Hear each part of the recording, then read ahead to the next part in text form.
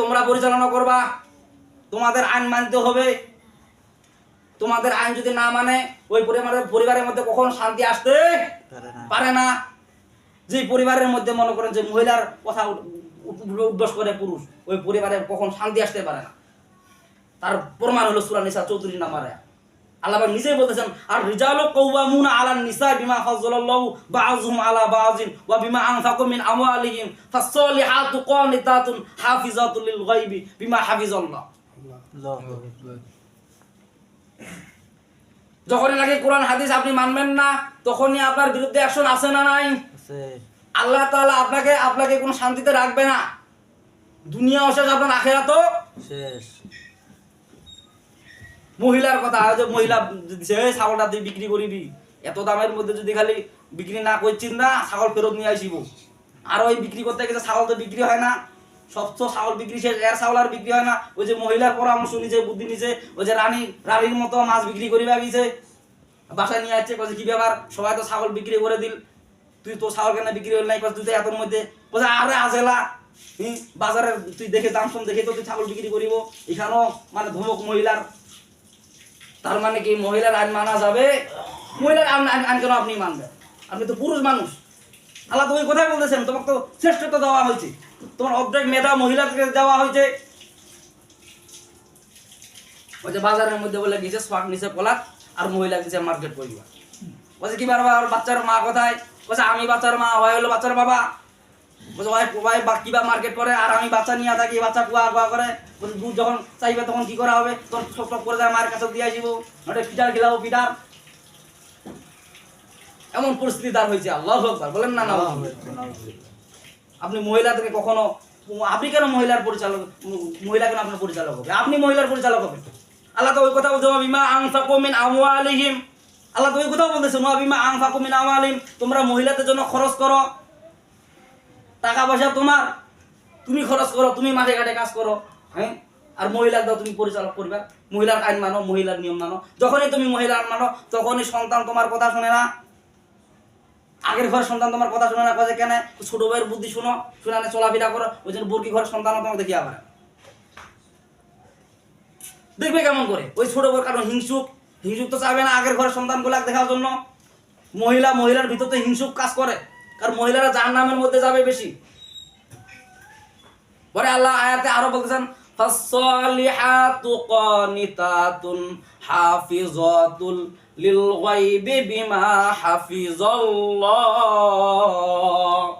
আল্লাহ পাক বলেন ফাসসালিহাত, এখানে মুয়ান্নাসের সিগা ব্যবহার করলেন আল্লাহ পাক বলেন ফাসসালিহাত, ও যারা নেককার মহিলা, পরহেজগারী মহিলা, যারা ইমানদার দাবি করে, পাঁচ ওয়াক্ত নামাজ পড়ে, যারা হালাল হারাম মেনে চলে, ওই মহিলা কি করবে? ফাসসালিহাতু কানিতাতুন, তারা স্বামীর আনুগত্য করবে বলে সুবহানাল্লাহ। আল্লাহ ওই কথা বলতেছে। আর এখন মহিলা তো পেশাব করে পালিয়ে নেয় না, ঢিলা খুলবো নেয় না, এমন মহিলা আছে না নাই?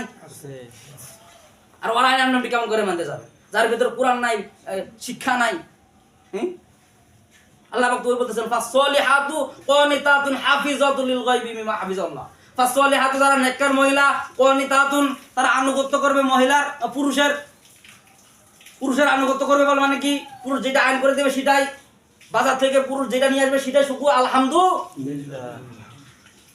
আর যেই দেখবেন যেই মহিলা পুরুষের বাজারের দোষ ত্রুটি খুঁজে বেড়ায়, ওই মহিলাতে আপনি কোনো শান্তি পাবেন? দৈন্তান নয়াকার না, আপনার দুনিয়াও শেষ আখিরাতও শেষ। খালি যায় যে মহিলা পুরুষের দোষ খুঁজে বেড়ায়, ওই মহিলা দেখবেন যে আপনার শান্তিতে থাকতে দিবে না, আর আপনার দুনিয়াও শেষ করে দিবে, আর আখিরাতও আপনার শেষ করে দিবে।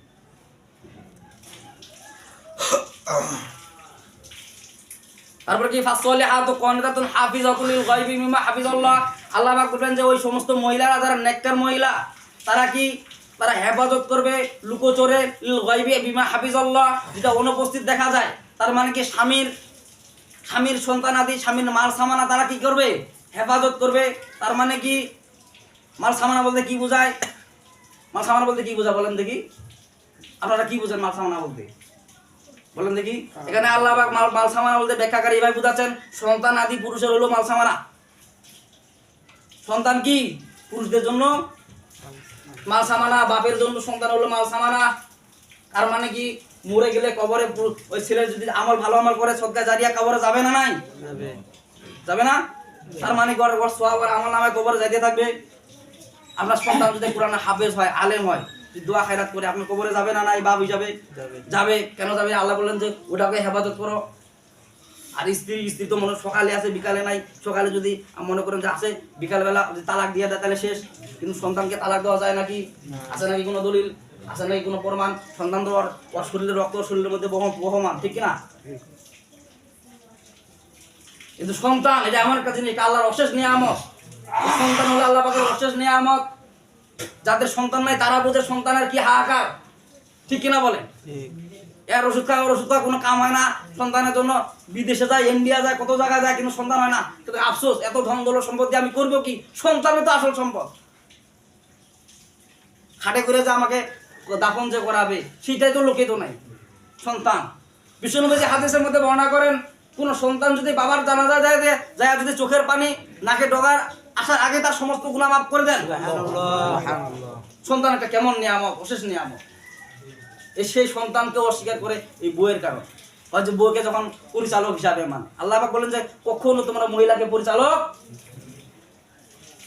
কোরআন হাদিস পয়রা দেখো মিথ্যা কথা না। মহিলাদের পাল্লায় পড়লে তোমার জীবন বাঁচবে না, তোমার জীবন বাঁচবে না। কোরআন হাদিস পয়রা দেখো মিথ্যা কথা না।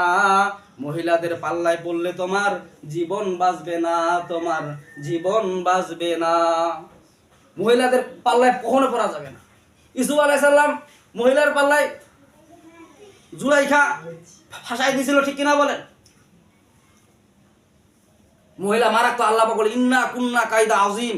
মহিলাদের চক্রান্ত হলো ভয়ানক চক্রান্ত। তারা ভিতরে একটা কথা বলে, উপরে আরেকটা কথা বলবে। তারা আপনার ভিতরের কথাটা বলবে না, উপরের কথাটাই বলবে বেশিরভাগ।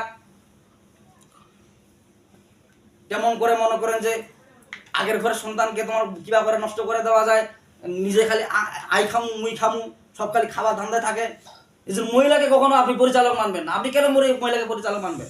আল্লাহ তো নিজেই বলতেছেন, আর রিজালু কাওয়ামুনা আলান নিসাই বিমা ফাযালাল্লাহু বা'যুহুম আলা বা'যিন ওয়া বিমা আনফাকু মিন আমওয়ালিহিম ফাস-সালিহাতু কানিতাতুন হাফিজাতুল লিল গায়বি বিমা হাফিজাল্লাহ। আল্লাহ বলতেছেন, আর রিজালু কাওয়ামুনা, হে পুরুষগণ তোমরা পরিচালক হও মহিলাদের উপর।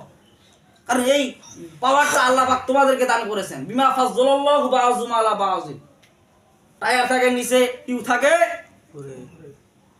থাকে ভিতরে। টায়ারের উপর দিয়ে ঝড় তুফান যায়, আর টিউ নরম। আর টিউ যদি নিচে দেন আর টায়ার যদি ভিতরে দেন তাহলে চাকা চলবে নাকি? তো বাস্ট হয়ে যাবে। আপনি তো মহিলার সামনে দিয়ে আপনি পিছনে থাকেছেন, তার মানে কি আপনার সংসার চলবে নাকি? সোয়াক পলা নিয়ে তো আগের মতো সারা করে দিবে। ওই আপনাকে ওই ধুতো করাইতে হবে পায়খানা, বাচ্চার পায়খানা। আল্লাহ পাক আপনার পাওয়ার দিয়ে দিলেন, আপনি পাওয়ার যদি না নেন, যার কারণে তো অশান্তি। আল্লাহ পাক ওই কথাও বলতেছেন, কেন তুমি মহিলার পরিচালক হবা, মহিলাদের কেন পরিচালক হবা, ওই কথা আল্লাহ বলতেছেন, ওয়া বিমা আনফাকু মিন আমওয়ালিহিম ফাস-সালিহাতু কানিতাতুন হাফিজাতুল লিল গায়বি বিমা হাফিজাল্লাহ। আল্লাহ ওয়া বিমা আনফাকু মিন আমওয়ালিহিম, কারণ তোমাদের ধন সম্পদ টাকা পয়সা তুমি তোমার স্ত্রীর পিছনে খরচ করো। তোমার পিছনে স্ত্রী খরচ করে নাকি? যারা আমার মনে হয় যারা মহিলার টাকা পয়সা দিয়ে চলে ওরাই মহিলার আইন মানে। বুঝে না গেলে কি হবে? খাবার বন্ধ করে দিয়ে দিবে, ভাতের হোটেল বন্ধ হবেই তো। কারণ কোরআনের আইন যে আপনি মানেন না, আপনি তো শক্ত হইতে পারেন নাই। আপনি কেমন পুরুষ হয়ে গেছেন? পুরুষকে আপনি, মহিলাকে আপনি সাবধান করতে পারেন না কেন? কঠোর ভাষায় কথা বলতে পারেন না কেন? এই মহিলার কারণে আপনি জাহান্নামে যাবেন। কারণ পর্দা পশিদা এটা আপনাকে ধরবে কিয়ামতের দিন, ওই মহিলাকে ধরবে। ছেলে সন্তানের ব্যাপারে আপনার স্ত্রীকে প্রশ্ন করা হবে না, আপনাকে সওয়াল করা হবে। তা আল্লাহ পাক আমাদেরকে সবাইকে কোরআনের সূরা নেসার 34 নম্বর আয়াত আমাদের সবাইকে আমল করার বুঝার তৌফিক দান করুন। ওয়া আখিরু দাওয়ানা আলহামদুলিল্লাহি রাব্বিল আলামিন।